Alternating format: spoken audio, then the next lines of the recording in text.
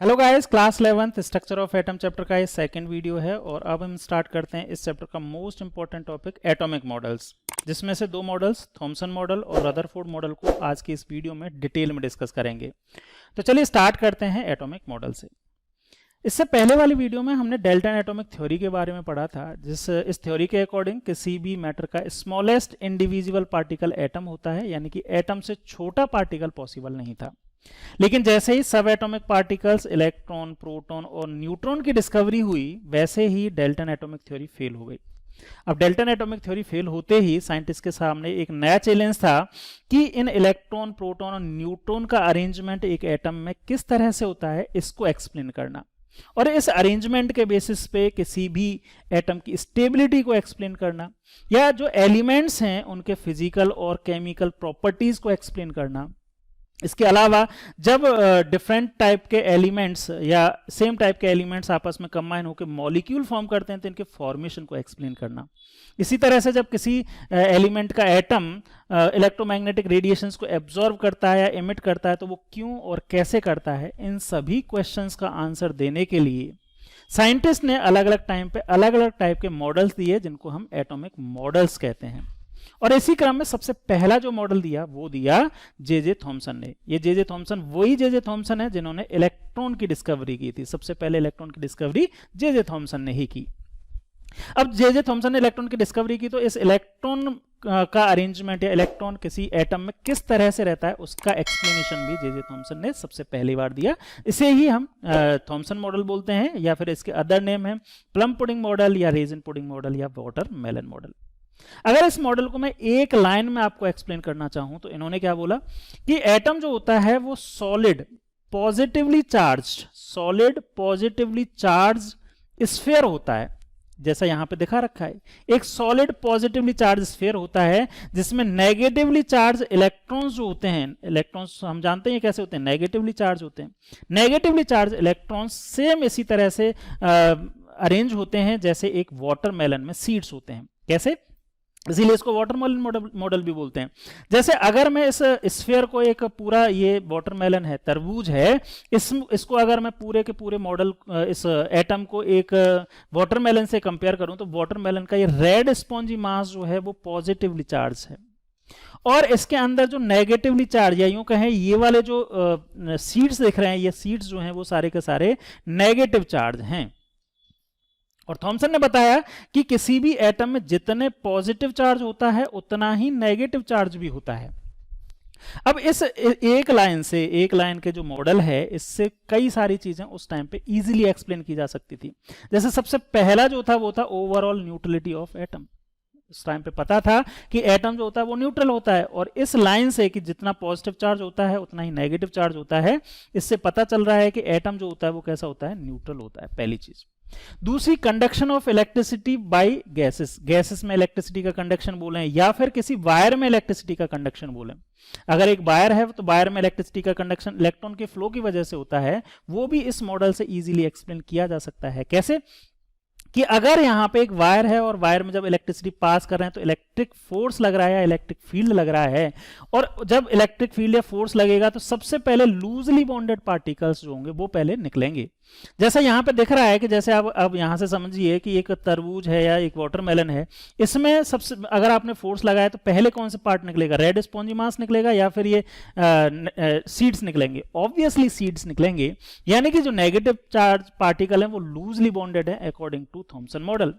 तो जब electric field या इलेक्ट्रिक फोर्स लगता है तो इलेक्ट्रॉन्स जो हैं वो मेटल के एटम में से पास होते हैं या मूव करते हैं, और इसी वजह से इलेक्ट्रिसिटी का कंडक्शन जो है वो इलेक्ट्रॉन्स की वजह से होता है। ये दो तीन चीजें उस टाइम पे इजीली एक्सप्लेन कर पाए, और उन्होंने इलेक्ट्रॉन की डिस्कवरी भी की थी, तो लोगों ने इस चीज को बहुत आराम से एक्सेप्ट कर लिया। इसके बाद में अगर हम देखें तो वैसे तो इसमें कोई उस टाइम पे गलती नहीं निकली, लेकिन बाद में बहुत सारे एक्सपेरिमेंट्स हुए, लेटर एक्सपेरिमेंट्स जो हुए, उनको इस एक्सपेरिमेंट से इजीली एक्सप्लेन नहीं किया जा सकता था, इसीलिए ये मॉडल जो है वो फेल हो गया। बस इसका एक ही गलती थी कि ये आगे वाले एक्सपेरिमेंट्स को एक्सप्लेन नहीं कर पाए, इसीलिए ये लिमिटेड रह गया, वहीं तक रह गया। नेक्स्ट जो मॉडल आया वो आया रदरफोर्ड मॉडल, लेकिन रदरफोर्ड मॉडल से पहले कुछ ऐसी घटनाएं हुई जिनकी वजह से रदरफोर्ड मॉडल या दूसरा एटॉमिक मॉडल की जरूरत पड़ी, और उसमें कुछ रेडिएशंस का डिस्कवरी थी, जिसमें एक्सरे की डिस्कवरी थी, या रेडियो एक्टिविटी या रेडियो एक्टिव रेडिएशंस जैसे अल्फा, बीटा और गामा, इन रेडिएशंस की डिस्कवरी थी, जिससे रदरफोर्ड मॉडल दिया गया। क्या थी ये, इनके बारे में, डिस्कवरी के बारे में थोड़ा सा जान लेते हैं, फिर उसके बाद रदरफोर्ड मॉडल पढ़ेंगे। देखो यहां पे अगर देखो तो ये 1845 से लेके 1923 तक विलियम रॉन्जन ने एक एक्सपेरिमेंट किया, और ये एक्सपेरिमेंट जो था वो एक तरह से रिप्लिकेट था या उसी का एक्सटेंडेड फॉर्म था। कौन सा? CRT, जो जे थॉमसन ने बनाई थी, कैथोड रेज ट्यूब। उन्होंने क्या किया, इसी एक्सपेरिमेंट को जब एक्सटेंड कर रहे थे या इसी एक्सपेरिमेंट को बार बार रिपीट करके देख रहे थे, तो उन्होंने एक इस तरह का एक सेटअप बनाया जिसको कूलीज एक्सरे ट्यूब बोला। क्यों एक्सरे ट्यूब तो बाद में बोला, लेकिन उन्होंने वो कर क्या रहे थे, जैसा CRT में होता है कि जब कैथोड से इलेक्ट्रॉन निकलते हैं तो वो किसके ऊपर जाके टकराते हैं, इस एनोड के ऊपर टकराते हैं। उन्होंने भी क्या किया, इसको थोड़ा एक्सटेंड किया, इसको थोड़ा एडवांस किया। एडवांसमेंट क्या किया कि यहां पे जो एनोड लिया वो मेटल का ही लिया, और यहां से जो ये है कैथोड, ये भी मेटल के ही है, और यहां पे नॉर्मली तो क्या था, यहां पे वोल्टेज अप्लाई किया गया था, इन्होंने और ज्यादा वोल्टेज लगाया, और ज्यादा वोल्टेज लगा के इन जो इलेक्ट्रॉन्स निकल रहे थे, जो कैथोड रेज निकल रही थी, उन कैथोड रेज को और ज्यादा एक्सेलरेट कराया। एक्सेलरेट कराने से इनके ऊपर बॉम्बार्ड करवाया, इनके ऊपर टकराया, एक तरह से इनके ऊपर कॉलिजन करवाए। अब कॉलिजन कराने से क्या हो रहा था, ये जो फ्लो है इलेक्ट्रिसिटी का या इलेक्ट्रॉन्स का फ्लो, वो तो हो ही रहा था, लेकिन उन्होंने क्या देखा, उन्होंने एक चीज और ऑब्जर्व की, और ऑब्जर्व ये चीज की कि इसके पास में ये जो कूलीज एक्सरे ट्यूब है, इसके पास में क्या रखा हुआ था, कुछ एक फ्लोरोसेंट मटेरियल रखा हुआ था। फ्लोरोसेंट मटेरियल क्या होता है?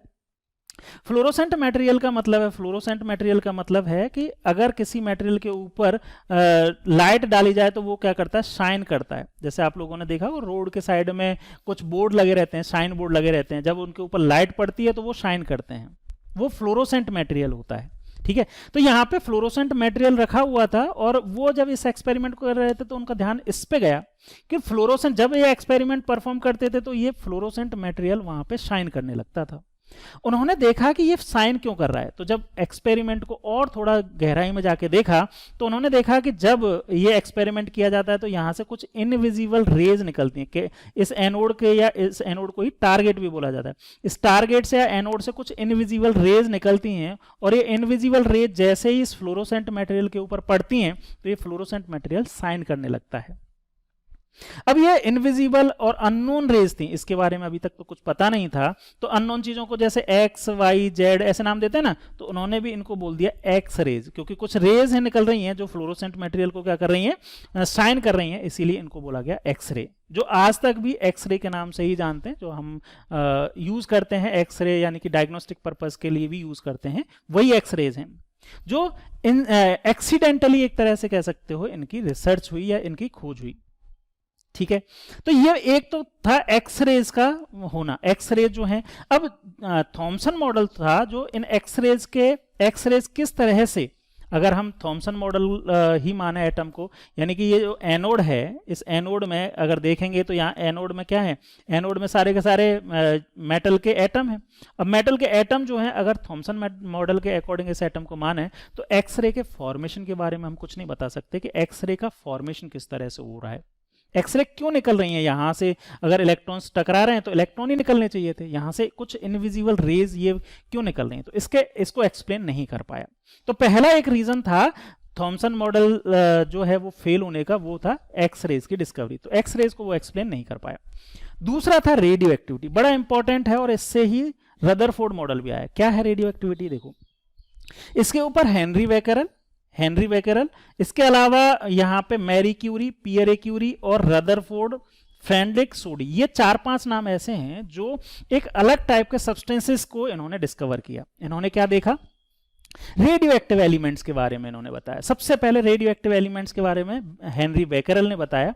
उन्होंने बताया कि कुछ एलिमेंट्स ऐसे होते हैं, कुछ ऐसे सब्सटेंसेस होते हैं, एलिमेंट्स ऐसे होते हैं जो बहुत ही हार्मफुल रेडिएशन इमिट करते रहते हैं, अपने आप ही इमिट करते रहते हैं। इनको अगर नॉर्मल भी रख दिया जाए, नेचुरली भी रखे रहेंगे, तो भी ये कुछ हार्मफुल रेडिएशन इमिट करते रहते हैं। और बाद में जब इनके बारे में स्टडी की गई तो इनके नाम दिए गए अल्फा, बीटा और गामा रेडिएशंस। ये बहुत ज्यादा हार्मफुल रेडिएशंस थे और इतने ज्यादा हार्मफुल थे कि अगर इनके इन रेडिएशंस को किसी ह्यूमन को एक्सपोज कर दिया जाए, इन रेडिएशंस में किसी ह्यूमन को एक्सपोज कर दिया जाए, तो वो कुछ ही सेकंड में या कुछ ही मिनट में उसकी डेथ हो सकती है। इतने हार्मफुल रेडिएशंस होते हैं ये अल्फा, बीटा, गामा। अब अल्फा, बीटा, गामा के नेचर के बारे में भी इन्होंने स्टडी की, लेकिन हमें उतना ज्यादा नहीं जाना। रेडियो एक्टिविटी पूरा एक नया चैप्टर है, उसमें हम इसके बारे में पढ़ेंगे, रेडियो एक्टिविटी के बारे में। हाँ, यहां पे हमें थोड़ी थोड़ी सी जानकारी जरूर ले लेते हैं कि अल्फा, बीटा, गामा क्या होते हैं और कैसे इनके बारे में बात हुई। देखो, सबसे पहले बात करते हैं अल्फा पार्टिकल्स। अल्फा पार्टिकल्स क्या होते हैं? अल्फा रेज या अल्फा पार्टिकल्स होते हैं 2 यूनिट इसका पॉजिटिव चार्ज होता है और इसमें 4 यूनिट मास होता है। क्या मतलब हुआ? जैसे 4 यूनिट मास का मतलब 4 AMU इसका मास है। अगर इसको मैं कंपेयर करूं तो मैं इसको बोल देता हूं हीलियम +2। हीलियम का जो चार्ज है हीलियम के ऊपर +2 के ऊपर, मतलब इलेक्ट्रॉन, इसके पास 2 इलेक्ट्रॉन है वो निकाल दिए जाए तो ये इसका चार्ज जो है वो है +2 और इसका जो मास नंबर है वो है 4। तो डबली चार्ज, क्या बोल सकते हैं इसको, डबली चार्ज हीलियम जो होता है, डबली चार्ज जो हीलियम होता है उसी को आप इक्विवेलेंट मान सकते हैं अल्फा के। अच्छा, यहां से एक चीज समझ में आई कि अल्फा जो होता है, अल्फा पार्टिकल जो हैं they are positively charge. Alpha particle जो है पॉजिटिवली चार्ज है। कैसे पता चला? जब इनको कोई एक यहां पे ये एक रखा हुआ है, क्या यहां पे एक रेडियो एक्टिव सब्सटेंस रखा हुआ है। अब इस रेडियो एक्टिव सब्सटेंस को ऐसे एक बॉक्स में रखा और बॉक्स के बाहर एक इलेक्ट्रिक फील्ड लगाया गया। जो अल्फा पार्टिकल्स थे, कुछ पार्टिकल्स जो क्या किसकी तरफ मूव कर रहे थे, नेगेटिव प्लेट की तरफ जा रहे थे। नेगेटिव प्लेट की तरफ जा रहे हैं तो ऑब्वियसली हम क्या बोलेंगे, ये इनका नेचर कैसा होगा, पॉजिटिव होगा। यानी कि अल्फा पार्टिकल्स कैसे हो गए, पॉजिटिव। कुछ रेडिएशंस जो थे वो पॉजिटिव प्लेट की तरफ मूव कर रहे थे, इनका नेचर कैसा होना चाहिए, ऑब्वियसली नेगेटिव होना चाहिए। और कुछ रेडिएशंस जो थे वो बिना डिफ्लेक्शन के सीधे निकल रहे थे, यानी कि ये कैसे होंगे, न्यूट्रल होंगे। तो पहली चीज तो हमें यहां से समझ में आ गई कि अल्फा जो होते हैं वो पॉजिटिवली चार्ज होते हैं, बीटा जो होते हैं वो नेगेटिवली चार्ज होते हैं और गामा जो होते हैं दे आर न्यूट्रल, उनमें कोई चार्ज नहीं होता। पहली चीज। दूसरी चीज हमें यहां पे पता होनी चाहिए, पेनिट्रेटिंग पावर। पेनिट्रेटिंग पावर की बात करें तो अल्फा पार्टिकल्स होते हैं दे आर लीस्ट पेनिट्रेटिंग। सबसे हैवी जो होते हैं, अगर मैं हैवी की बात करूं, हैवी जो है वो सबसे ज्यादा हैवी है अल्फा, सबसे ज्यादा भारी है क्योंकि उसमें 4 AMU है। ठीक है। अगर बीटा के बारे में थोड़ा सी बात करूं तो beta are equivalent to, beta particles they are equivalent to, beta particles are equivalent to electron. तो हैवीनेस की बात करें तो अल्फा पार्टिकल सबसे ज्यादा हैवी है, फिर बीटा है और सबसे कम जो मास है वो है गामा। ये रेडिएशंस हैं, रेज हैं, इनका मास बिल्कुल कम है। लेकिन अगर इनकी पेनिट्रेटिंग पावर की बात करें, पेनिट्रेटिंग पावर की, तो सबसे ज्यादा पेनिट्रेटिंग पावर होती है गामा की, सबसे कम होती है अल्फा की, फिर बीटा की और सबसे ज्यादा होती है गामा की, क्योंकि ये रेज हैं। तो अल्फा जो होता है वो सबसे कम पेनिट्रेटिंग होता है, अगर इनकी कंपेयर करें तो सबसे लीस्ट है अल्फा। बीटा जो है वो 100 टाइम्स दैट ऑफ अल्फा और गामा जो है that is 1000 time of the alpha particles. तो ये बेसिक सी बात है और यहां से बस इतना सा कंक्लूजन आप लेके चलिए कि यहां पे कुछ रेडियो एक्टिव सब्सटेंसेस की डिस्कवरी हुई और रेडियो एक्टिव सब्सटेंसेस की डिस्कवरी के बाद में रेडियो एक्टिव रेडिएशंस के बारे में डिस्कवरी हुई, जो कि अल्फा, बीटा और गामा। यानी कि जो रदरफोर्ड था, रदरफोर्ड जो थे उन्होंने रेडियो एक्टिविटी के बारे में डिस्कवरी या उनके बारे में स्टडी कर रहे थे। अब ये इतने हार्मफुल रेडिएशंस हैं कि अगर ये एक्सपोज हो जाएं, किसी के ऊपर गिर जाएं तो उसकी डेथ कर सकते हैं। तो इनको, इनसे प्रोटेक्ट होने की जरूरत है, या फिर इन ये जो रेडियो एक्टिव सब्सटेंसेस हैं इनको किसी एक प्रोटेक्शन में रखना जरूरी है, मतलब एक बॉक्स में रखें जिससे ये रेडिएशंस बाहर ही नहीं जाएं। और ये ही कॉन्सेप्ट लेके आगे रदरफोर्ड ने एक्सपेरिमेंट किए। रदरफोर्ड ने क्या एक्सपेरिमेंट किए समझिए। देखो, रदरफोर्ड क्या चाहते थे कि वो एक ऐसा बॉक्स बना पाए, एक ऐसा प्रोटेक्टेड बॉक्स बना पाए कि उसमें से ये अल्फा बीटा और गामा रेडिएशंस बाहर ही नहीं जा पाए। ऐसा एक बॉक्स बनाए, और बॉक्स के किसका बनेगा? ऑब्वियसली उस टाइम पे मेटल ही अवेलेबल होते थे, मेटल ही सबसे ज्यादा स्ट्रांग माने जाते थे। तो उन्होंने सोचा कि ये एक ऐसा बॉक्स बनाएं जिससे ये जो पार्टिकल्स हैं, ये जो रेडिएशंस हैं, रेडियो एक्टिव रेडिएशंस, वो बाहर ही नहीं जा पाए। तो कौन से मेटल की थिकनेस कितनी रखनी चाहिए, इसके लिए उन्होंने एक्सपेरिमेंट किए। एक्सपेरिमेंट का आपको ऑब्जेक्टिव समझ में आ रहा होगा। रदरफोर्ड कभी भी एटॉमिक मॉडल नहीं देना चाह रहे थे, वो तो क्या रेडियो एक्टिविटी के ऊपर एक्सपेरिमेंट्स कर रहे थे, और ऐसा एक बॉक्स बनाना चाह रहे थे कि हमें पता हो, जैसे हम एल्यूमिनियम, हमारे पास मेटल है, तो एल्यूमिनियम की कितनी थिकनेस का एक बॉक्स बनाए जिससे ये रेडिएशन जो हैं, जो हार्मफुल रेडिएशन है, वो बाहर ही नहीं जा पाए। ऐसा कुछ ये चाह रहे थे। तो उसके लिए उन्होंने एक एक्सपेरिमेंट करने के लिए एक सेटअप बनाया, उसके फिर कुछ ऑब्जर्वेशंस थे, कंक्लूजन्स थे। अब जो ये सारा जब आया, तो जब इनको एक्सप्लेन करने की बार आई, मतलब इनको ऑब्जर्वेशंस को या कंक्लूजन्स को एक्सप्लेन करने के लिए, एटम कैसा होता है उसको एक्सप्लेन करने की जरूरत पड़ी, तब थॉमसन मॉडल उसको एक्सप्लेन नहीं कर पा रहा था। कैसे नहीं कर पा रहा था वो आगे चल के अभी बात करेंगे। तो उसके लिए अपने एक्सपेरिमेंट के रिजल्ट्स को एक्सप्लेन करने के लिए एक नया एटॉमिक मॉडल दिया, जिसको हम रदरफोर्ड मॉडल बोलते हैं। क्या है, एक एक करके बात करते हैं। देखो, अब रदरफोर्ड न्यूक्लियर मॉडल कैसे है? न्यूक्लियर मॉडल, ये न्यूक्लियर वर्ड कैसे आया, सोलर वर्ड कैसे आया, अलग अलग नाम आए, वो अलग अलग बात करेंगे। लेकिन सबसे पहले हम समझते हैं, आपके माइंड में ध्यान होना चाहिए कि इसका ऑब्जेक्टिव क्या था। ऑब्जेक्टिव ये था कि एक प्रोटेक्शन के लिए बॉक्स बनाना है। अब इसके लिए एक एक्सपेरिमेंटल सेटअप बनाया गया, और एक्सपेरिमेंटल सेटअप के लिए क्या किया गया, उन्होंने एक इस तरह का सर्कुलर एक स्क्रीन बनाई, और इसके बीच में क्या रखा, डिफरेंट डिफरेंट एलिमेंट्स लेते, डिफरेंट डिफरेंट मेटल्स लेते, उनकी सबसे थिनेस्ट शीट बनाते, और उसकी थिकनेस क्या करते रहते, इंक्रीज करते रहते।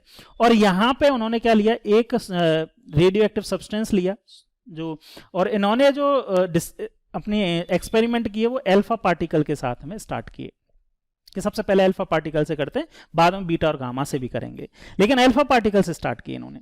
अब इनका एक्सपेरिमेंट के लिए सोच क्या थी, उसके बाद में आपको पूरी चीजें आराम से समझ में आएंगी। इन्होंने क्या किया, इन्होंने एक इस तरह की सर्कुलर स्क्रीन बनाई, यहाँ पे एक रेडियो एक्टिव सोर्स लिया, और उस रेडियो एक्टिव सोर्स से रेडिएशन जो थे उनको एक्सेलरेट कराया, और वो इसके ऊपर क्या करते थे, इसके ऊपर बॉम्बार्डमेंट कराते थे। बॉम्बार्डमेंट कराया, जो थिनेस्ट शीट थी उस थिन शीट के ऊपर करवाया, और उन्होंने देखा कि जैसे ही बहुत थिनली शीट, सारे पार्टिकल्स जो हैं वो क्या है, चले जाएंगे सीधे के सीधे, यहाँ पे जितने भी पार्टिकल्स हैं, अल्फा पार्टिकल्स हैं, वो यहाँ पे आपको दिखाई देने लगेंगे। लेकिन जैसे जैसे इसकी थिकनेस इंक्रीज करते जाएंगे, वैसे वैसे पार्टिकल्स क्या होंगे, थोड़े डिफ्लेक्ट करेंगे, और एक थिकनेस के बाद में, एक पर्टिकुलर एक मेटल की थिकनेस के बाद में क्या होगा कि यहाँ पे जितने भी पार्टिकल्स हैं, अल्फा पार्टिकल्स, वो सारे के सारे यहाँ पे रुक जाएंगे, यहाँ पे कोई भी पार्टिकल पहुंचेगा ही नहीं। ये सिर्फ ऐसे है, सिंपल सा, आप इसको इतना बड़ा एक्सपेरिमेंटल सेटअप नहीं, बहुत सिंपल सा है।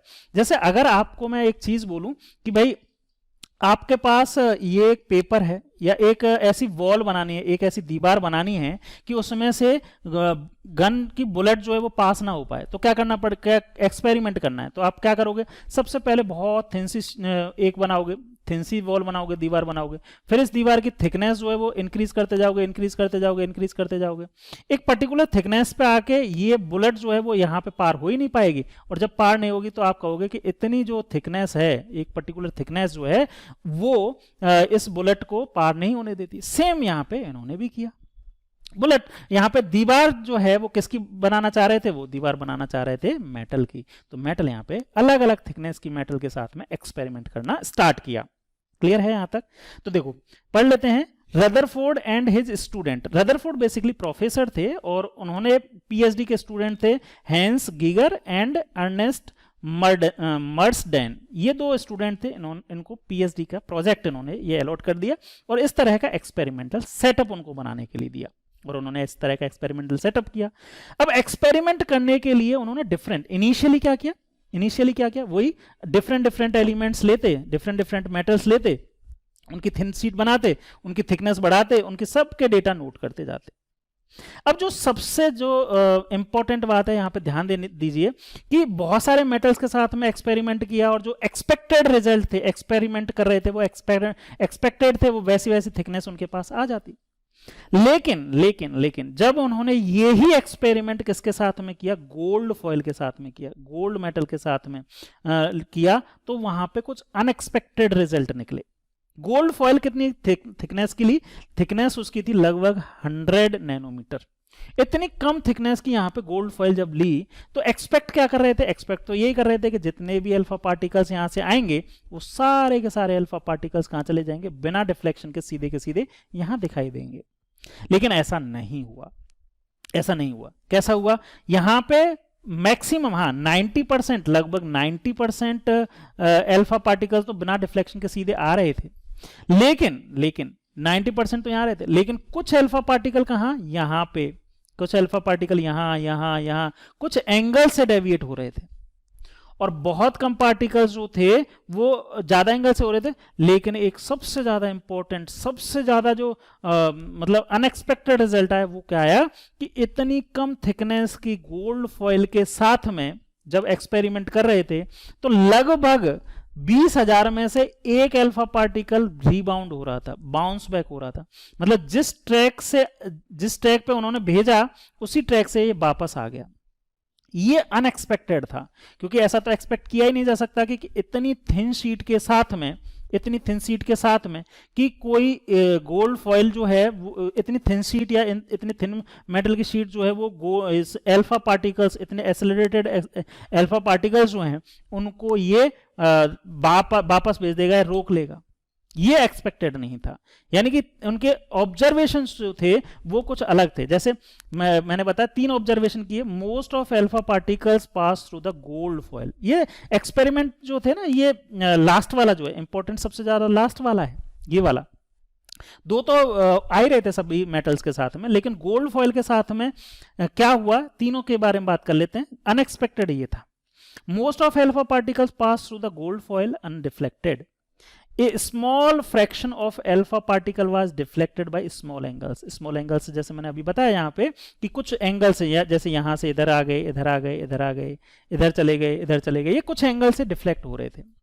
लेकिन जो सबसे ज्यादा शॉकिंग जो था वो था very few alpha particles, approximately 1 out of 20,000 bounce back, that is were deflected by nearly 180 degree.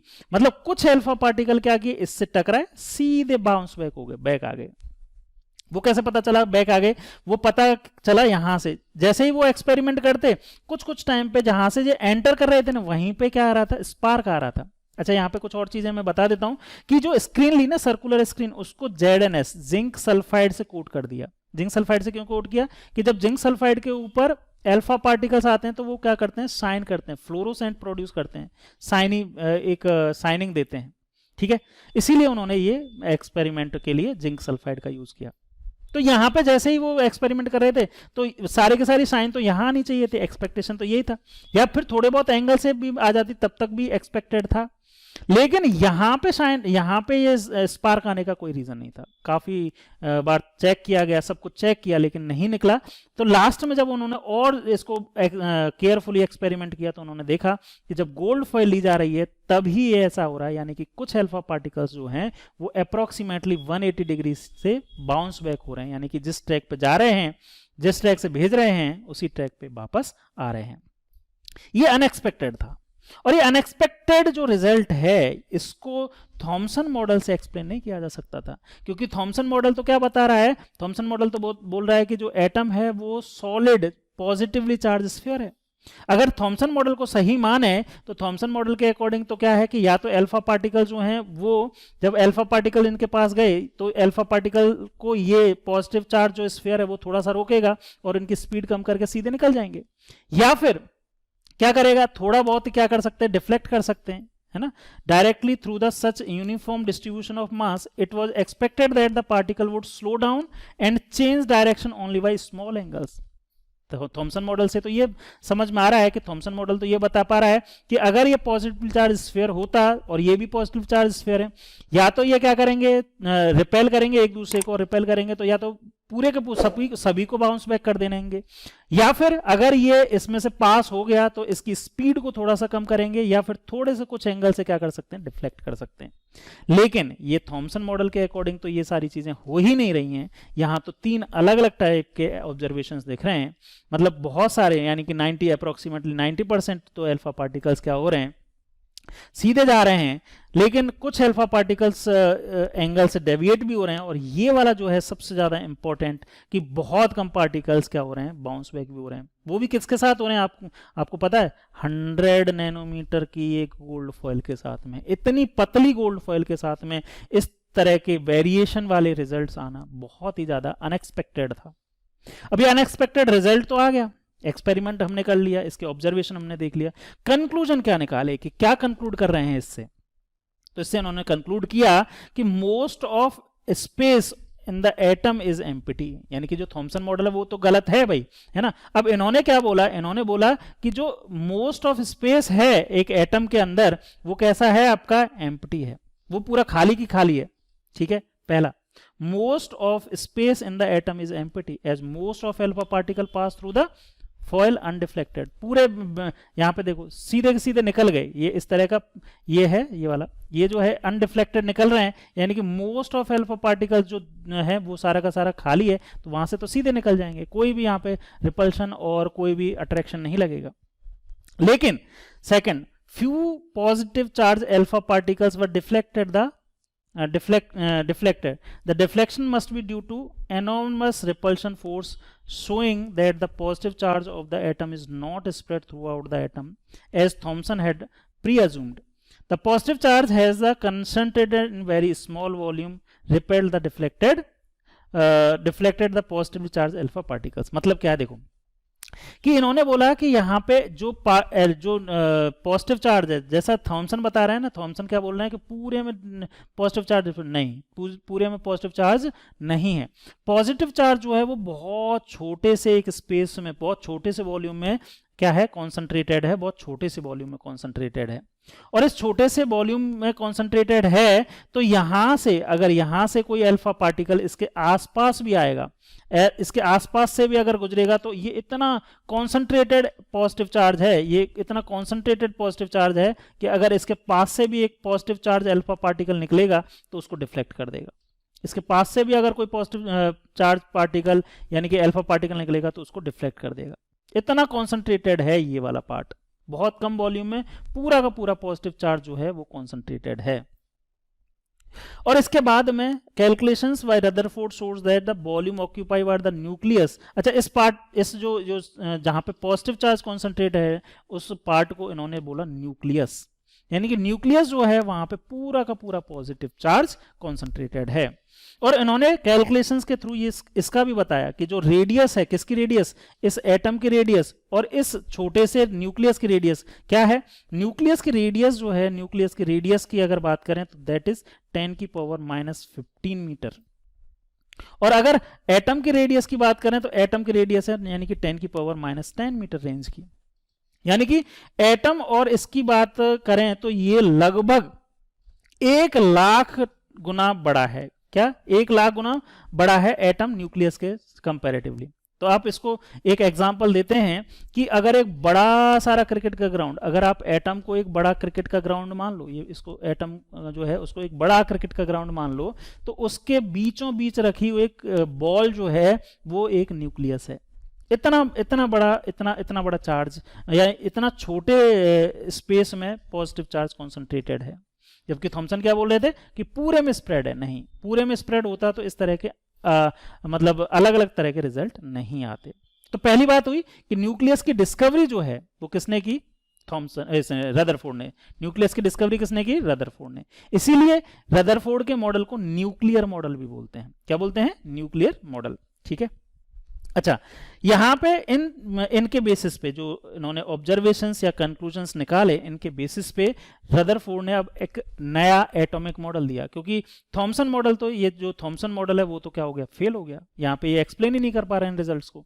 तो उन्होंने अपने इन रिजल्ट्स को या इन कंक्लूजन्स को एक्सप्लेन करने के लिए क्या दिया, एटॉमिक मॉडल दिया, जिसे हम रदरफोर्ड एटॉमिक मॉडल बोलते हैं। क्या था इनके पॉइंट? इनके वही 3 पॉइंट हैं जो इनके स्टार्टिंग के रिजल्ट से आए। पहला पॉइंट क्या है? The positive charge and most of the mass of atom was densely concentrated in the extremely small region. This is very small portion of the atom is called nucleus. यानी कि जो अभी हमने बात की वही कि जो एटम है वो क्या है, एक एटम जो है वो एटम का पूरा पॉजिटिव चार्ज जो है, एटम का पूरा जितना भी पॉजिटिव चार्ज है वो कहाँ कॉन्सेंट्रेटेड है? न्यूक्लियस में। और ये न्यूक्लियस जो है वो एटम के कंपैरेटिवली बहुत छोटा है, पहली बात।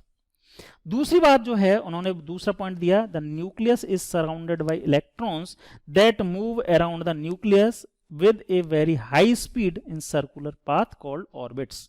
अब इलेक्ट्रॉन्स जो हैं वो कहाँ हैं? इलेक्ट्रॉन्स जो हैं वो इसके चारों तरफ क्या कर रहे हैं? सर्कुलर पाथ्स में रिवॉल्व कर रहे हैं। और ये वाला जो पॉइंट है ये इन्होंने किससे दिया? सोलर सिस्टम से इंस्पायर होके दिया कि जैसे सन जो होता है वो सन सेंटर में होता है और उसके चारों तरफ डिफरेंट टाइप के प्लैनेट्स जो हैं वो रिवॉल्व करते रहते हैं। इसी तरह से यहाँ पे जो न्यूक्लियस है, न्यूक्लियस जो है वो सेंटर में है और इसके चारों तरफ इलेक्ट्रॉन्स जो हैं वो रिवॉल्व करते रहेंगे इस तरह से, ठीक है। Rutherford's model of atom resemble the solar system in which nucleus plays the role of sun and the electrons play revolving planets. तो इलेक्ट्रॉन्स जो हैं वो प्लैनेट्स की तरह रिवॉल्व करते रहते हैं किसके चारों तरफ? न्यूक्लियस के चारों तरफ। Second point. थर्ड पॉइंट है electrons and the nucleus are held together by electrostatic force of attraction. अब इन दोनों के बीच में, क्योंकि ये इसके यहाँ पे न्यूक्लियस के पास में कैसा है? पॉजिटिव चार्ज है और इलेक्ट्रॉन्स के पास में नेगेटिव चार्ज है, इन दोनों के बीच में इलेक्ट्रोस्टैटिक अट्रैक्शन फोर्स होता है जिससे ये एक दूसरे की तरफ अट्रैक्टेड रहते हैं और ये हाईली स्पीड से क्या करते रहते हैं? रोटेट करते रहते हैं। यहाँ पे एक इंपॉर्टेंट बात समझना कि यहाँ पे रदरफोर्ड ने जो यहाँ पे कितनी डिस्टेंस पे रहेगा, मतलब ऑर्बिट्स जो हैं, सिर्फ ऑर्बिट्स बोला, उसके चारों तरफ ऑर्बिट्स बोल दिया कि ऑर्बिट्स होती हैं, लेकिन ऑर्बिट्स को डिफाइन नहीं किया कि पहली ऑर्बिट कहाँ होगी, दूसरी ऑर्बिट कहाँ होगी, तीसरी कहाँ होगी। उन्होंने सिर्फ बोला कि यहाँ पे न्यूक्लियस है, सेंटर में तो क्या है? न्यूक्लियस है, ये सेंटर में न्यूक्लियस है और इसके चारों तरफ जितनी भी स्पेस है ना, चारों तरफ जितना भी स्पेस है उन सभी स्पेस में कहीं पे भी इलेक्ट्रॉन रिवॉल्व करते रहेंगे। और ये ही इसका मेजर ड्रॉबैक बना। कैसे बना? आगे बात करते हैं। अब यहां से दो चीजें समझ में आ गई भाई। एक न्यूक्लियस जो है, न्यूक्लियस में प्रोटॉन्स हैं और बाद में ये ही चीज आगे फर्दर की गई क्योंकि इन्होंने बोला कि मोस्ट ऑफ मास में न्यूट्रॉन भी आया, बाद में न्यूट्रॉन की डिस्कवरी हुई तब न्यूट्रॉन के बारे में भी बोल दिया गया कि न्यूट्रॉन भी कहाँ रहता है? न्यूक्लियस में ही रहता है। तो तीन फंडामेंटल पार्टिकल्स जो हैं, तीन फंडामेंटल पार्टिकल इलेक्ट्रॉन, प्रोटॉन और न्यूट्रॉन, इसमें से रदरफोर्ड ने बताया कि प्रोटॉन और न्यूट्रॉन्स तो कहाँ रहते हैं? न्यूक्लियस में रहते हैं। और इलेक्ट्रॉन्स कहाँ रहता है? न्यूक्लियस के बाहर, तो उसको हम बोल देते हैं extra nuclear space. Extra nuclear space में रहता है कौन? इलेक्ट्रॉन। तो इलेक्ट्रॉन, प्रोटॉन, न्यूट्रॉन्स के बारे में तीनों का अरेंजमेंट रदरफोर्ड ने अपने अकॉर्डिंग बता दिया। हाँ, आपको ध्यान रहना चाहिए कि रदरफोर्ड ने एटॉमिक मॉडल देने के लिए नहीं किया, उन्होंने तो अपने एक्सपेरिमेंट किसके लिए कर रहे थे? रेडियो एक्टिविटी के लिए कर रहे थे। लेकिन जरूरत पड़ी, थॉमसन मॉडल जो है वो इन एक्सपेरिमेंट के रिजल्ट को एक्सप्लेन नहीं कर पा रहा था, तो उन्होंने अपना एक मॉडल भी दे दिया। अब यहां से दो टर्म आती हैं यार, एक आती है एटॉमिक नंबर और एक आती है मास नंबर। बड़ा इंपॉर्टेंट है। एटॉमिक नंबर क्या है? नंबर ऑफ प्रोटॉन्स होते हैं, यानी कि न्यूक्लियस के अंदर जितने भी प्रोटॉन्स हैं उनको हम बोलते हैं एटॉमिक नंबर, और एटॉमिक नंबर को रिप्रेजेंट करते हैं जेड से।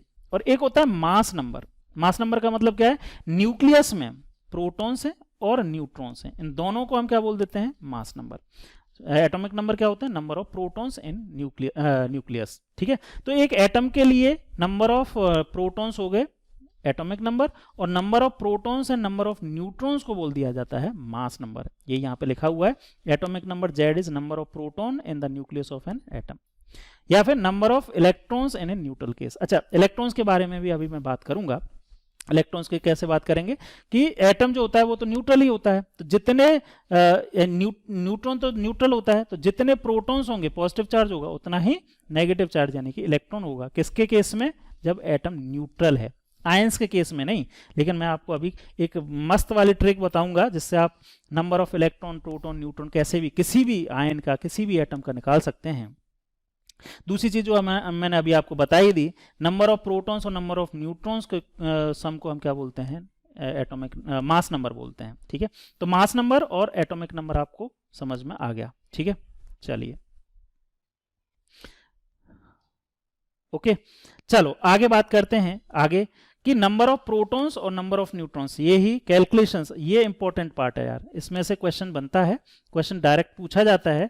Calculations of neutron, proton and electron, calculation of electron, proton and neutron, इन तीनों सब एटॉमिक पार्टिकल्स को किस तरह से कैलकुलेट कर सकते हैं। तो नंबर ऑफ प्रोटॉन्स हमने जान ही लिया क्या होता है, एटॉमिक नंबर जेड, मैं सिंबल ही लिखूंगा, एटॉमिक नंबर जो होता है उसको जेड से लिखते हैं। चलो एक बार मैं यहाँ पे लिख भी देता हूँ, एटॉमिक नंबर जो होता है वो प्रोटॉन्स के नंबर को बताता है। और नंबर ऑफ न्यूट्रॉन्स कैसे कैलकुलेट करेंगे, देखो यहाँ पे मैंने बता दिया। देखो नंबर ऑफ न्यूट्रॉन्स को कैसे कैलकुलेट करोगे, देखो प्रोटॉन्स के नंबर को आप क्या लिख सकते हो, जेड लिख सकते हो, प्रोटॉन्स के नंबर को जेड लिख सकते हो, बिल्कुल यहाँ पे अभी मैंने बताया, प्रोटॉन्स के नंबर को आपने जेड लिख दिया। तो नंबर ऑफ न्यूट्रॉन्स यहाँ से कैसे कैलकुलेट करोगे, देखो A equal to Z plus number of neutron.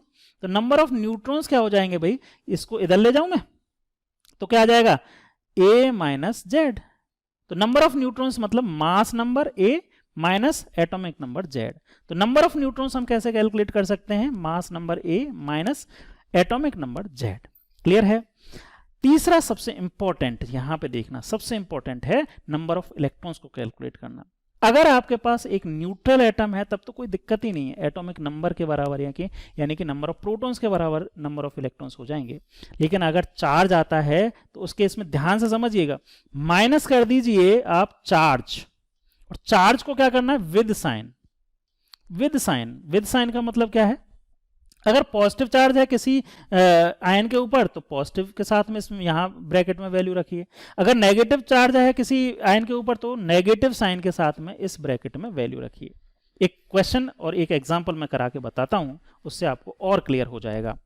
देखो जैसे सोडियम है ना, सोडियम है, सोडियम का एटॉमिक नंबर क्या होता है, अगर मैं थोड़ा सा कोरिलेट करूं तो जो पीरियोडिक टेबल होती है उसमें जो सीरियल नंबर है वही एटॉमिक नंबर है। तो 11 नंबर पे सोडियम आता है तो 11 इसका एटॉमिक नंबर हुआ, और इसका मास नंबर है 23। अभी मैं बता देता हूं आपको आगे, और भी आगे बता देंगे कि कैसे कैसे होते हैं, मास नंबर ये पता होना चाहिए। ठीक है, चलिए तो आपको एटॉमिक नंबर यानी कि एटॉमिक नंबर आपको पता चल गया, जेड पता चल गया, और आपको मास नंबर पता चल गया।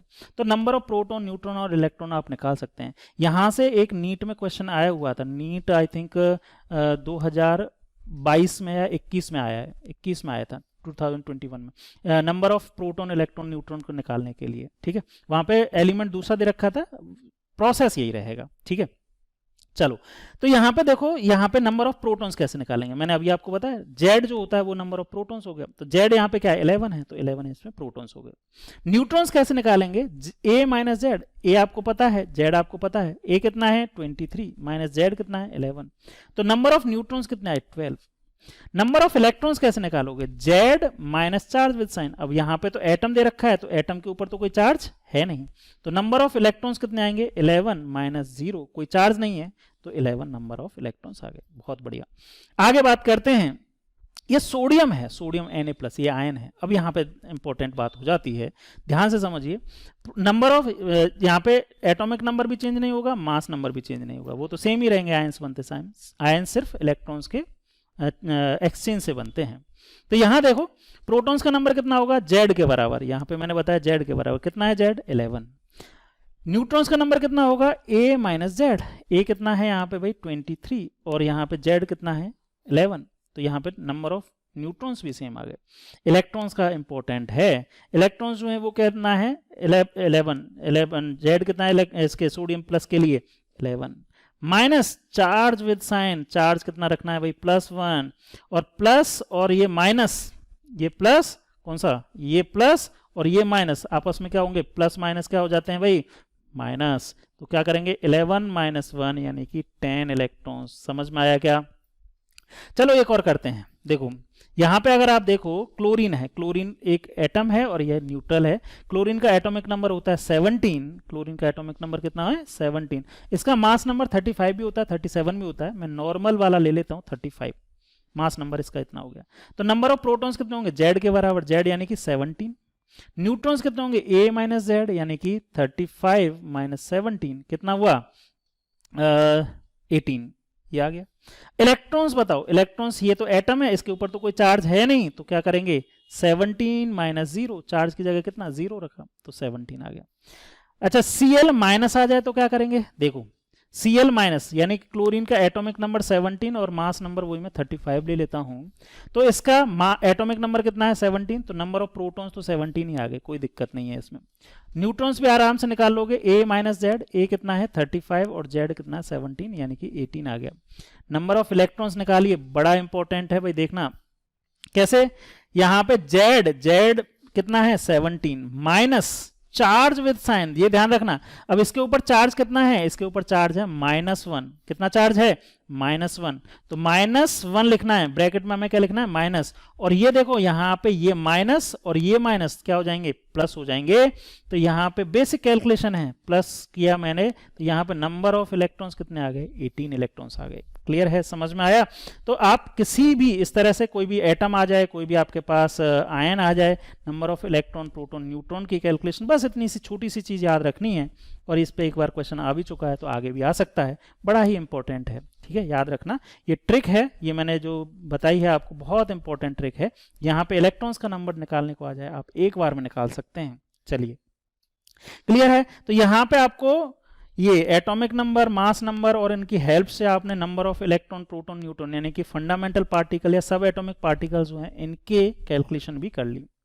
आगे बात करते हैं, तो टर्म आती हैं आइसोबार और आइसोटोप्स। आइसोबार और आइसोटोप्स क्या होते हैं, बहुत सिंपल तरीके से मैं बता दूं। आइसोबार का मतलब है, आइसोबार अगर मैं बोलूं तो आइसोबार का मतलब है जेड सेम हो, जेड केस लिए एक एलिमेंट के लिए सेम होता है, और ए जो है वो डिफरेंट हो, यानी कि एक ही एलिमेंट के ऐसे एटम्स जिनके मास नंबर डिफरेंट हो। देखो यहाँ पे लिखा हुआ भी है आइसोबार्स, आइसोबार बता दिया, अच्छा आइसोबार तो उल्टा बोल दिया मैंने, आइसोटॉप्स है ये, आइसोटॉप्स, आइसोटॉप्स मैंने उल्टा बोल दिया, चलो दोबारा लिख देता हूं। आइसोटॉप्स जो हैं, आइसोटॉप्स, पहले आइसोटॉप्स बता देते हैं। आइसोटॉप्स जो होते हैं वो है जेड सेम हो लेकिन ए डिफरेंट हो, ए डिफरेंट हो, इनको बोलते हैं आइसोटोप, है ना। P4 प्रोटॉन सेम हो, जेड का मतलब तो प्रोटॉन ही होता है ना, P4 प्रोटॉन, ऐसे याद रख लो।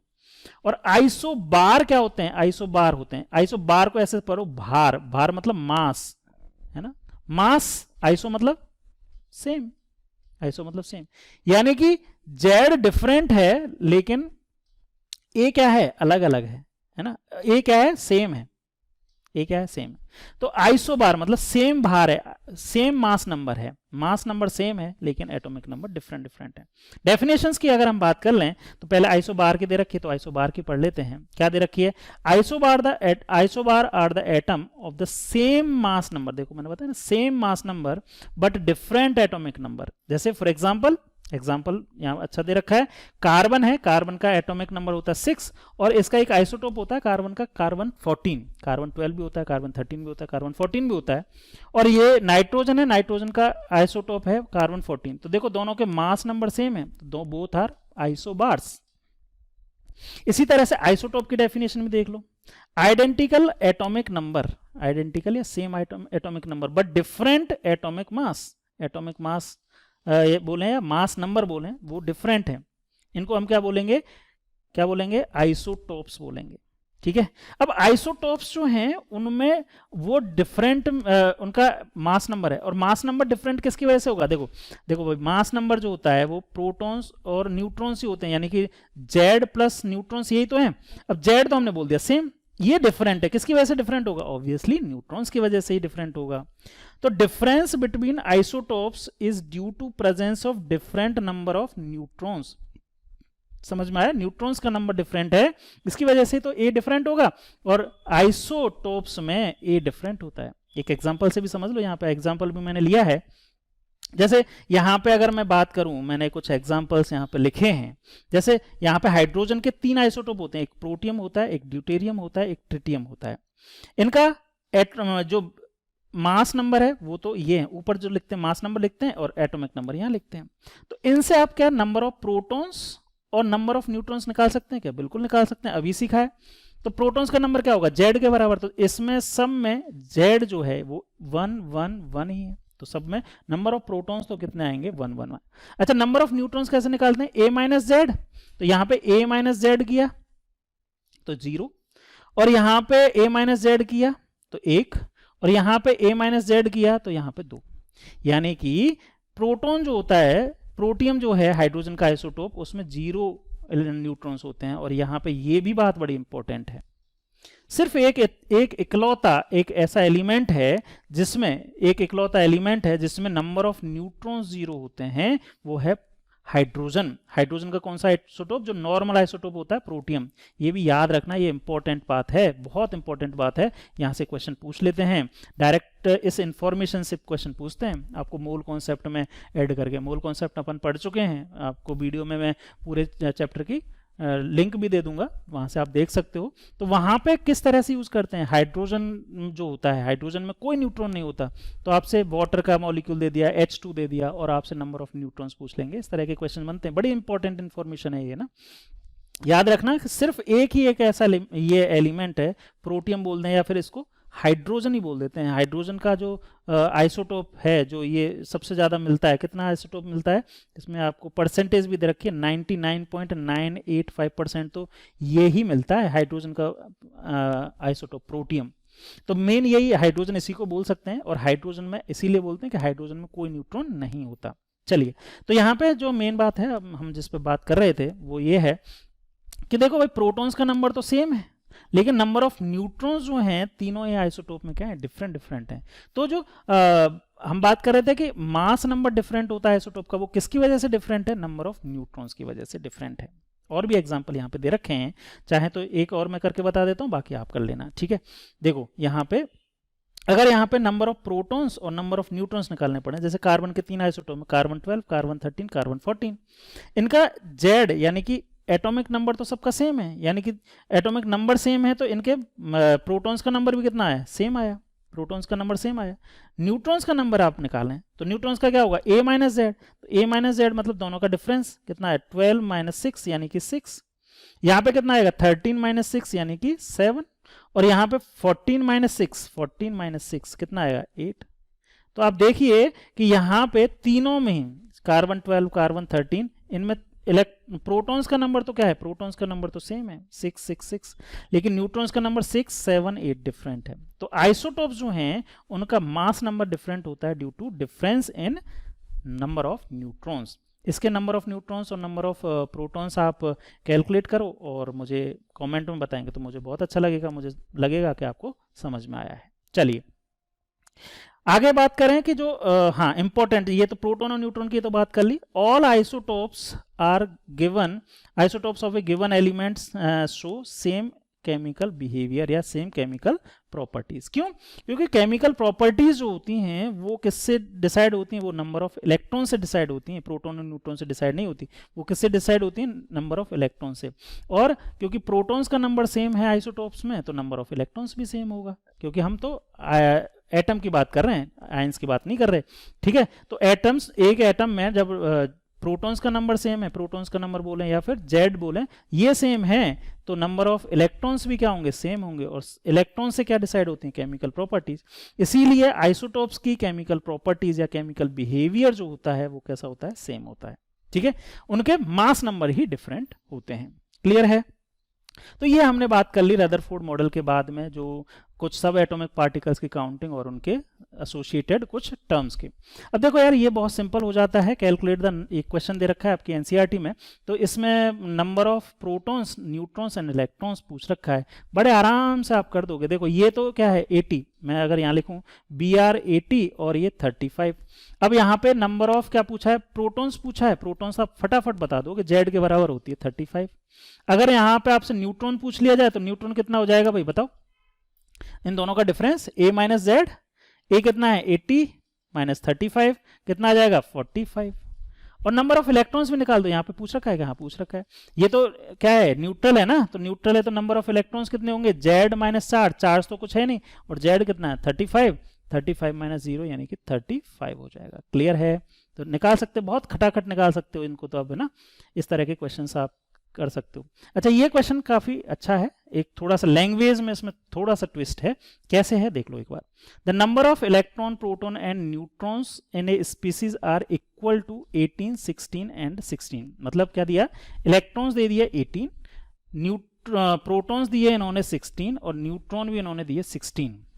अब बोला है assign the proper symbol to the species. अब देखो यार, मैंने आपको बताया कि जो पीरियोडिक टेबल में सीरियल नंबर होता है वो ही नंबर ऑफ प्रोटॉन्स या एटॉमिक नंबर से डिसाइड होता है। तो इस 16 नंबर पे कौन सा एलिमेंट होता है, सल्फर होता है। कौन सा होता है, सल्फर। तो इसका सिंबल तो हम लिख सकते हैं सल्फर। अच्छा, नीचे लिखते हैं हम जेड, यानी कि एटॉमिक नंबर लिख दिया जेड, और ऊपर क्या लिखते हैं, मास नंबर लिखते हैं ना। तो मास नंबर कैसे लिखेंगे, प्रोटॉन्स और न्यूट्रॉन्स का सम। मास नंबर क्या होता है, ए इक्वल टू क्या होता है, प्रोटॉन्स यानी कि जेड प्लस एन, मतलब प्रोटॉन्स और न्यूट्रॉन्स का सम, और प्रोटॉन्स और न्यूट्रॉन का सम कितना हुआ, 32। ठीक। अब यहां पे एटम जो होता है वो तो न्यूट्रल होता है, यानी कि एटम में प्रोटॉन्स और इलेक्ट्रॉन्स का नंबर तो सेम होना चाहिए, लेकिन यहां पे तो ज्यादा है। हमने नंबर ऑफ इलेक्ट्रॉन्स कैलकुलेट किए थे क्या, बिल्कुल किए थे। नंबर ऑफ इलेक्ट्रॉन्स बताओ कैसे किए थे, Z minus charge with sign, यही कर दो आप दोबारा से। नंबर ऑफ इलेक्ट्रॉन्स कितने दे रखे हैं, 18, जेड कितना दे रखा है, 16, माइनस चार्ज।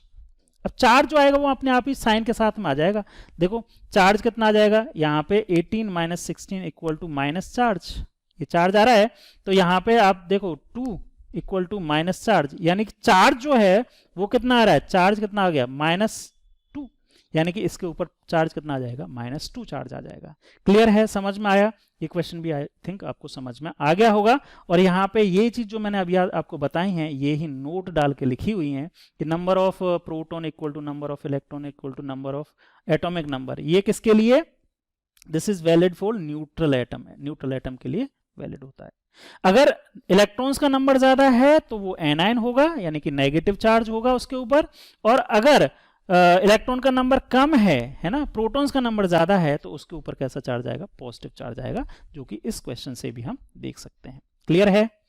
चलो आगे बात करते हैं ड्रॉबैक्स की। Drawbacks of Rutherford model. Rutherford model में कुछ ड्रॉबैक्स रह गए, इसी की वजह से तो नेक्स्ट मॉडल पढ़ेंगे हम, बोर मॉडल।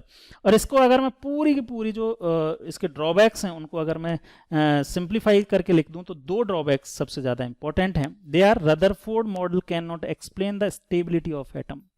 पहला, स्टेबिलिटी को एक्सप्लेन नहीं कर पाया। कैसे नहीं कर पाया बताता हूं अभी।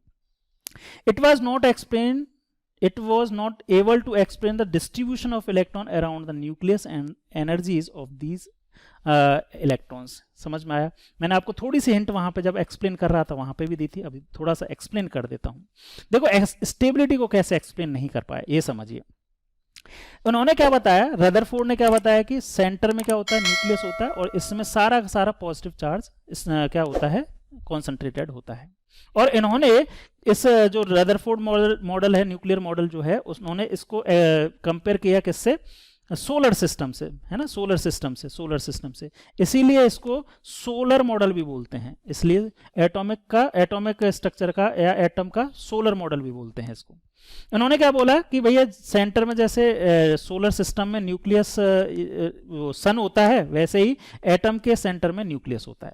और इसके चारों तरफ, अब चारों तरफ का मतलब है यहां कहीं पे भी इलेक्ट्रॉन्स जो रहेंगे वो सब जगह रह सकते हैं, इसके बाहर रहेंगे। लेकिन उन्होंने क्या बोला, इलेक्ट्रॉन्स जो होंगे वो कहां होंगे, इसके बाहर कहीं पे भी हो सकते हैं। इलेक्ट्रॉन्स जो होंगे वो कहीं पे भी, इसके बाहर चारों तरफ कहीं पे भी हो सकते हैं, लेकिन बाहर होंगे। उन्होंने ये बोल दिया। ठीक है। अब चारों तरफ बाहर का मतलब क्या है, यहां पे भी हो सकते हैं, यहां पे भी हो सकते हैं, यहां पे भी हो सकते हैं, यहां पे भी हो सकते हैं, यहां पे भी हो सकते हैं, या इनके बीच में भी तो बहुत सारे स्पेसेस हैं, इनके बीच में भी तो बहुत सारे हैं। तो यहां पे कहां पे होंगे, कहीं पे भी हो सकते हैं। अगर सोलर सिस्टम की बात करें तो सोलर सिस्टम में दोनों ही न्यूट्रल हैं। क्या न्यूट्रल है, न्यूट्रल क्या है, जो सन है वो भी बहुत दूर है और न्यूट्रल है, और प्लैनेट्स जो है वो भी न्यूट्रल है। तो उनके बीच में जो फोर्स ऑफ अट्रैक्शन लग रहा है वो लग रहा है ग्रेविटेशनल फोर्स, और ग्रेविटेशनल फोर्स की वैल्यू होती है बहुत कम। लेकिन एटम की बात करें तो एटम में चार्ज हैं, और चार्ज जो हैं ये पॉजिटिव चार्ज और ये इलेक्ट्रॉन के ऊपर नेगेटिव चार्ज, इनके बीच में जो लगेगा वो लगेगा इलेक्ट्रोस्टैटिक फोर्स ऑफ अट्रैक्शन। और इलेक्ट्रोस्टैटिक फोर्स ऑफ अट्रैक्शन होता है बहुत ही ज्यादा स्ट्रॉन्ग, और इतने कम डिस्टेंस पे बहुत ज्यादा स्ट्रॉन्ग होगा। यानी कि कहने का मतलब क्या है अब यहाँ पे पहली बात तो ये हुई कि अट्रैक्शन फोर्स लगेगा। दूसरी बात क्या है कि ये जो मैं एक बना देता हूँ यहाँ पे, एक जो ये न्यूक्लियस है, न्यूक्लियस जो है, जैसे यहाँ पे मैंने न्यूक्लियस बनाया, न्यूक्लियस के चारों तरफ इलेक्ट्रॉन रिवॉल्व कर रहा है। अब यहाँ पे एक थ्योरी और आ गई थी, कौन सी? Electromagnetic theory of Maxwell. Electromagnetic theory of Maxwell क्या बोलती है कि कोई एक चार्ज पार्टिकल है, कोई एक चार्ज पार्टिकल है, जैसे ये मैंने बोल दिया ये चार्ज पार्टिकल है, नेगेटिव चार्ज पॉजिटिव चार्ज जो भी है। एक दूसरा चार्ज पार्टिकल है जिसका एक मैग्नेटिक फील्ड है। अगर एक चार्ज पार्टिकल दूसरे चार्ज पार्टिकल के इन्फ्लुएंस में क्या करे? एसेलरेट करे। क्या करे? एसेलरेट करे। एसेलरेशन क्या है? एक वेक्टर क्वांटिटी है। एसेलरेशन का मतलब है या तो वो अपनी स्पीड को चेंज करे, क्या करे? स्पीड चेंज करे, या फिर वो क्या करे?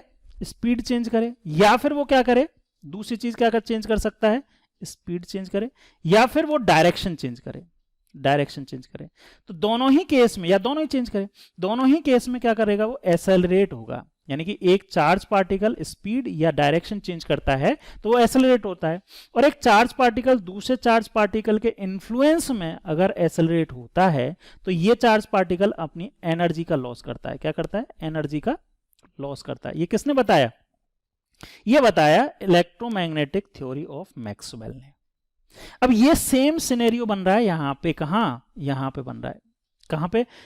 ये रदरफोर्ड मॉडल में या एटम में, कि ये एक पॉजिटिव चार्ज, ये स्टेशनरी है, और इलेक्ट्रॉन जो है अगर इसको हम ऐसा मान भी लें कि ये रिवॉल्व कर रहा है, और रिवॉल्व एक कांस्टेंट स्पीड से कर रहा है, लेकिन एक सर्कुलर पाथ पे अगर रिवॉल्व कर रहा है तो इसकी डायरेक्शन तो हर एक पॉइंट पे क्या हो रही है? चेंज हो रही है, हर एक पॉइंट पे चेंज हो रही है। यानी कि इलेक्ट्रॉन जो है वो एसेलरेट कर रहा है, और इलेक्ट्रॉन अगर एसेलरेट कर रहा है तो इलेक्ट्रॉन एसेलरेट करेगा तो अपनी जो एनर्जी है उसको रेडिएशंस के फॉर्म में एमिट करेगा। एनर्जी को रेडिएशंस, या यूं कहें कि इलेक्ट्रॉन जो है वो रेडिएशन से एमिट करेगा, और इसकी एनर्जी में लॉस होगा। अब एनर्जी में लॉस होगा तो जब पहला चक्कर लगाएगा तो उसकी कुछ एनर्जी कम हो जाएगी, और पहला चक्कर लगाने के बाद एनर्जी कम हो गई तो जब दूसरा चक्कर लगाएगा, जब दूसरा चक्कर लगाने के लिए होगा तो वो उतनी रेडियस के सर्कल पे नहीं जाएगा, वो कुछ कम रेडियस के सर्कल पे जाएगा। अगली बार एक और रेडियस जैसे ही कम करेगा तो वहां पे उसकी एनर्जी और थोड़ी सी कम हो जाएगी, और थोड़ी सी कम होगी। इस तरह से वो स्पाइरल मोशन करते हुए लास्ट में कहाँ चला जाएगा? यहाँ पे न्यूक्लियस में चला जाना चाहिए। और न्यूक्लियस में अगर चला गया तो ये नेगेटिव और ये पॉजिटिव आपस में क्या होंगे? कोलैप्स हो जाएंगे, यानी कि नेगेटिव और पॉजिटिव चार्ज आपस में न्यूट्रलाइज हो जाएंगे, और जो एटम है वो ही क्या हो जाएगा? खत्म हो जाएगा। एटम खत्म हो गया इसका मतलब मैटर भी खत्म हो जाएगा। मैटर भी खत्म हो गया तो यानी दुनिया में जितना भी मैटर दिख रहा है वो दिखना ही नहीं चाहिए। इसका मतलब यहाँ पे एटम की स्टेबिलिटी ही नहीं है, और स्टेबिलिटी नहीं है तो ये मॉडल भी क्या हुआ? एक तरह से गलत हुआ। पहला रीजन ये हुआ। अच्छा, ये रीजन जो है वो किसकी वजह से आया? दूसरा जो यहाँ पे आया वो भी दूसरा रीजन है, वो भी आपको अब समझ में आ गया होगा कि इन्होंने जो है, किसने? रदरफोर्ड ने वेल डिफाइंड ये सर्कुलर पाथ नहीं बताया कि कहाँ कहाँ पे इलेक्ट्रॉन घूम सकता है। उन्होंने तो सिर्फ एक बात ही बोल दी कि इलेक्ट्रॉन जो है वो न्यूक्लियस के चारों तरफ कहीं पे भी घूमेगा, लेकिन सर्कुलर पाथ में घूमेगा। लेकिन कहाँ घूमेगा? यानी कि वेल डिफाइंड ऑर्बिट्स जो हैं वो उन्होंने डिस्ट्रीब्यूशन जो है इलेक्ट्रॉन्स का, या यूं कहें वेल डिफाइंड ऑर्बिट्स जो हैं उनके बारे में नहीं बताया। वेल डिफाइंड ऑर्बिट्स नहीं थी। वेल डिफाइंड ऑर्बिट्स नहीं थी तो ये सेकंड पॉइंट या सेकंड लिमिटेशन हुआ। इसी की वजह से पहला वाला भी पॉइंट आ रहा है। तो इन सभी लिमिटेशंस को फुलफिल किसने किया? नील्स बोहर ने किया। अच्छा, एक चीज यहाँ पे और आ सकती है कि अगर हम ऐसा मान लें कि रदरफोर्ड इसको ऐसे बोल सकता था कि एटम जो है वो एसेलरेट नहीं कर रहा है, तब तो ये इलेक्ट्रोमैग्नेटिक रेडिएशन से इमिट नहीं करेगा। स्टेशनरी मान सकते हैं क्या इस इलेक्ट्रॉन को? नहीं मान सकते। क्यों नहीं मान सकते? क्योंकि अगर स्टेशनरी होगा तो मैंने आपको जैसा बताया कि यहाँ पॉजिटिव चार्ज, यहाँ पे नेगेटिव चार्ज, दो पॉजिटिव और नेगेटिव चार्ज के बीच में इलेक्ट्रोस्टैटिक अट्रैक्शन फोर्स होता है और वो बहुत ज्यादा होता है। तो अगर ये स्टेशनरी हुए तो ये एक दूसरे को बहुत ज्यादा अट्रैक्ट करेंगे और एक दूसरे से क्या हो जाएंगे? कोलैप्स कर जाएंगे। तब भी एटम की स्टेबिलिटी को एक्सप्लेन नहीं किया जा सकता। तो ये दो इंपॉर्टेंट इसकी लिमिटेशंस हैं, और इन लिमिटेशंस को ही फुलफिल करने के लिए बोहर मॉडल आया। लेकिन बोहर मॉडल पढ़ने से पहले हम पढ़ेंगे developments leading to the Bohr model. Bohr model और रदरफोर्ड मॉडल के बीच में कुछ और डेवलपमेंट्स हुए, जैसे ये सारे डेवलपमेंट्स हुए, इनको नेक्स्ट वीडियो में हम कवर करेंगे।